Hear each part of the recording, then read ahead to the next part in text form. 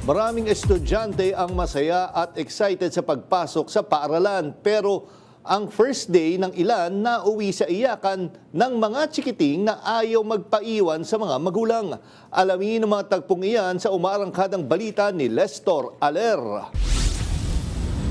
Unang araw ng pasukan at ramdam ang excitement ng ilang mag-aaral sa President Corazon C. Aquino Elementary School sa Quezon City. Ang ilang mga magulang naman, todo picture at video sa kanilang mga anak na mag-umpisa ng mag-aral. Pero sa kabila ng excitement at saya, may ilan na rin mga bata ang humahagulgul, napapayakap at ayaw mawalay sa kanilang mga pamilya. Ang tawag dito ay separation anxiety. Isa itong anxiety o stress na pansamantalang nararamdaman lalo na ng mga first-time maging estudyante. Gaya na lamang ng 5 taong gulang na kinder student na si Samantha Arellano. Ayon sa kapatid nito na si Jalaine Arellano, bagamat nakapag-daycare na ito noong nakaraang taon, ay natatakot pa rin itong maiwanan. Lagi naman po namin siya sinasabihan na kailangan niya na po magpaiwan sa school. Kasi first day niya po, iniisip niya po na baka iwan po namin siya dito. Kaya ganyan po siya. Dahil dito, minabuti niyang samahan ng kanyang kapatid hanggang sa tapat ng classroom nito. Pero wala pa rin tigil sa pag-iyak ang bata. Ayon sa prinsipal ng paaralan na si Dr. Jerry Isip,